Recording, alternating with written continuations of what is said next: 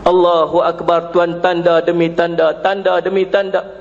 Bayangkan Dajjal turun di tempat kita, tuan-tuan. Dajjal ni sangat-sangat mudah kita kenali. Ada tanda di dahi, kafara, matanya buta sebelah. Dia manusia biasa. Dajjal ini seorang manusia biasa. Dia makhluk manusia macam kita. Kita boleh kenal dia, semua orang kenal dia.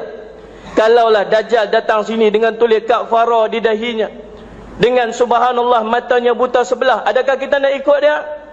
Nak ikut dia tak? Tak. Kita tak akan ikut dia. Kita kata sebab kita kenal dia. Tapi Nabi kata tak. Ramai orang akan ikut dia. Yang paling banyak ikut dia ialah orang perempuan. Sehingga seorang lelaki terpaksa ikat anak dan isterinya, orang yang dia kasih, sebab mereka semua nak ikut Dajjal.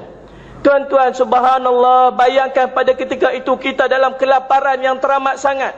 Hidup kita sangat susah. Elektrik tak ada, handphone tak boleh pakai, kereta ada saja tak boleh pakai sebab tak boleh nak pam minyak. Hidup kita sangat susah, tak ada orang kerja sebagainya. Tiba-tiba turun Dajjal. Dengar Dajjal sampai dah, subhanallah, dekat Tok Keramat. Sampai dah Dajjal dekat Datuk Keramat. Orang Datuk Keramat tak mau terima dia. Aku Dajjal, ikut aku. Tak mau ikut Dajjal, kamu tu Dajjal. Tak apa, Nabi cerita, orang yang tak mau ikut Dajjal, kampung yang tak mau ikut Dajjal, Dajjal keluar besok tu jadi padang jarak, padang terkukur. Tuan-tuan, kita fikir macam mana padang jarak terkukur tu. Subhanallah, dia hantar bom ya tuan-tuan. Sekali bom je, bom, boom, habis. Dengar pula, subhanallah, Dajjal sudah sampai dekat dengan kita ni, Masya Allah Rabbi, dekat Masjid Aceh. Sampai dekat situ dah. Orang Masjid Aceh terpinga-pinga, nak ikut aku ataupun tidak aku Dajjal. Dia kata tak mau ikut. Tak mau ikut, kamu nak jadi macam Datuk Keramat hancur? Kamu nak apa? Lapar, makan. Nah, ambil makanan, ambil makanan. Diriwayatkan bahawa pengikut-pengikut Dajjal bawa roti berbukit-bukit. Lapar, makan, nah duit, nah ambil semua nikmat dapat.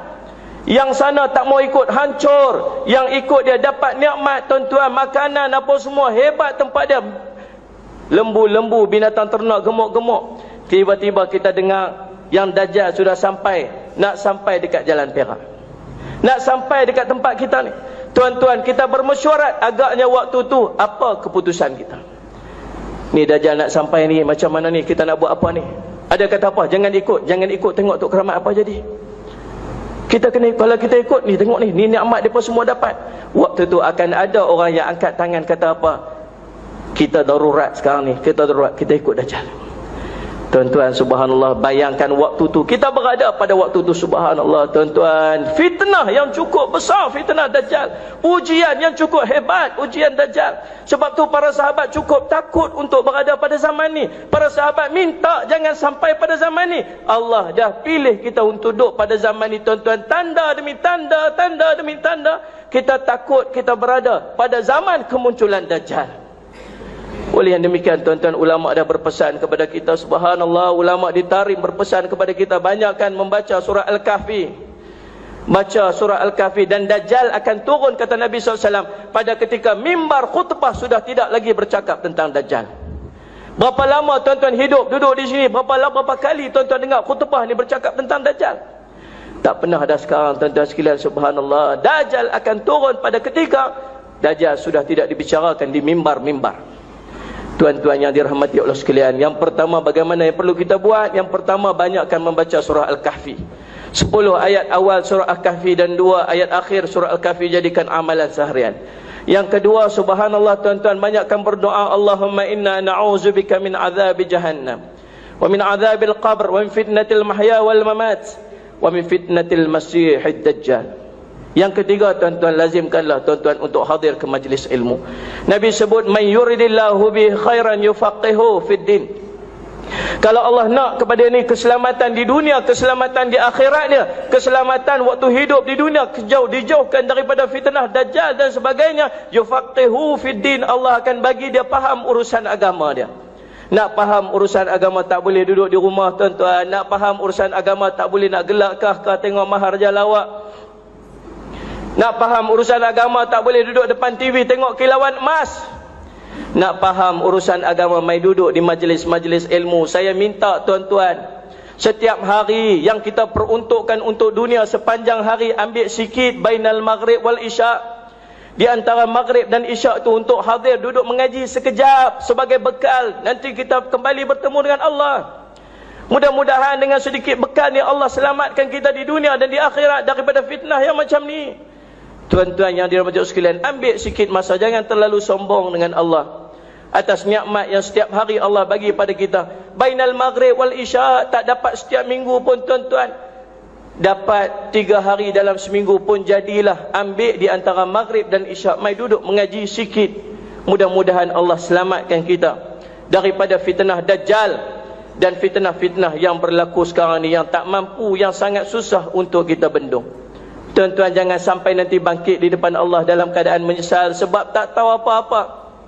Allah cerita dalam Al-Quran, walau tara idzil mujrimuna nakisu ru'usihim 'inda rabbihim rabbana absarna wa sami'na farji'na na'mal salihan inna muqinun.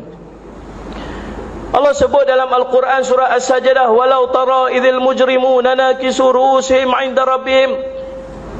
Alangkah ngeri kamu tengok orang yang berdosa itu, mereka tunduk kepala mereka di hadapan Tuhan mereka. Tunduk apa? Tunduk malu, tunduk takut, tunduk menyesal. Kenapa? Rabbana absarna, hari ini kami nampak dah ya Allah, nu dosa yang kami buat dulu. Hari ini kami dah nampak dah api neraka yang menjulang-julang di depan kami. Hari ini kami dah dengar dah dosa-dosa yang kami buat dulu. Hari ini kami dah dengar dah api yang begitu menakutkan di depan kami. Allah cerita dalam riwayat, tuan-tuan, Nabi cerita bagaimana nanti dipanggil api neraka, bangun di depan manusia. Manusia nampak api neraka, mereka menangis semahu-mahunya, habis air mata, keluar air mata darah, takut masuk ke neraka Allah Subhanahu wa taala. Waktu tu tunduk, takut. Farji'na na'mal salihan, ya Allah, hantar aku balik pi dunia sat. Aku nak buat amal soleh. Kenapa? Inna muqinun, hari ni aku yakinlah. Dulu tak yakin, dengar saja tuan-tuan, subhanallah. Jangan sampai menyesal macam tu, macam diceritakan oleh Allah dalam Al-Quran.